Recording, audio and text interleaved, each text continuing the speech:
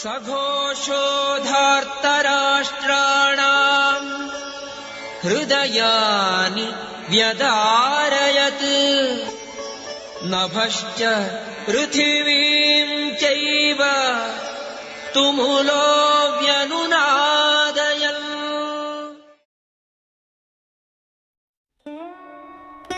इन विभिन्न शंखों की ध्वनि अत्यधिक गर्जनकारी हो गई, जो आकाश और पृथ्वी दोनों में गूंज रही थी, और इसने धृतराष्ट्र के पुत्रों के दिलों में भय उत्पन्न कर दिया।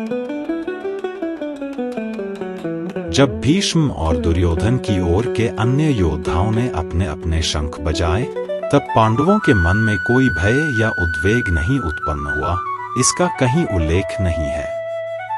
लेकिन इस विशेष श्लोक में बताया गया है कि पांडवों की ओर से गूंजे शंखों की ध्वनि ने धृतराष्ट्र के पुत्रों के हृदय को विदीर्ण कर दिया। इसका कारण था पांडवों का अटूट विश्वास भगवान श्री कृष्ण पर। जो भी व्यक्ति परमेश्वर की शरण लेता है, वह सबसे भीषण संकट के समय भी निर्भय बना रहता है।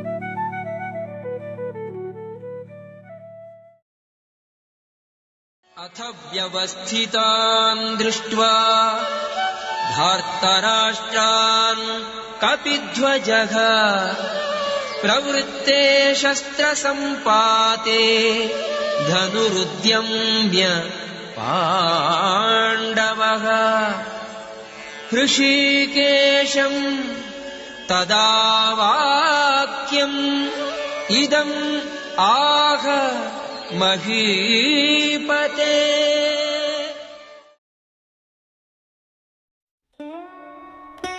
हे राजन, उस समय पांडुपुत्र अर्जुन, जो अपने रथ पर विराजमान थे और जिसके ध्वज पर हनुमान का चिन्ह अंकित था, ने अपना धनुष उठाया और बाण चलाने के लिए तैयार हुए। जब उन्होंने धृतराष्ट्र के पुत्रों की सेना को देखा, तब अर्जुन ने ऋषिकेश श्री कृष्ण से ये शब्द कहे। युद्ध आरंभ होने ही वाला था।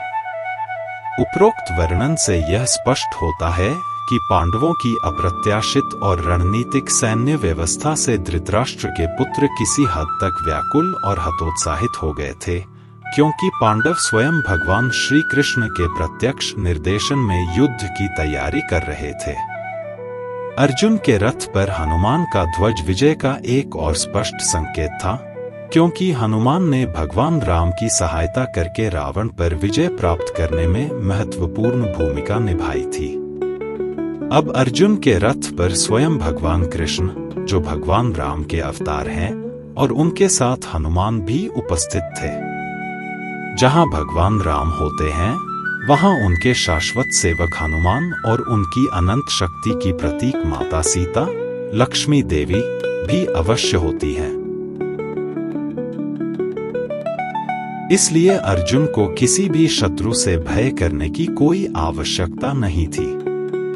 इसके अलावा भगवान कृष्ण, जो इंद्रियों के स्वामी हैं, स्वयं अर्जुन को मार्गदर्शन देने के लिए उपस्थित थे। इस प्रकार अर्जुन को युद्ध करने के लिए समस्त श्रेष्ठ सलाह और सहयोग प्राप्त था। ऐसी शुभ परिस्थितियां, जो भगवान ने अपने अनन्य भक्त अर्जुन के लिए स्वयं रची थी, निश्चित विजय के स्पष्ट संकेत थी।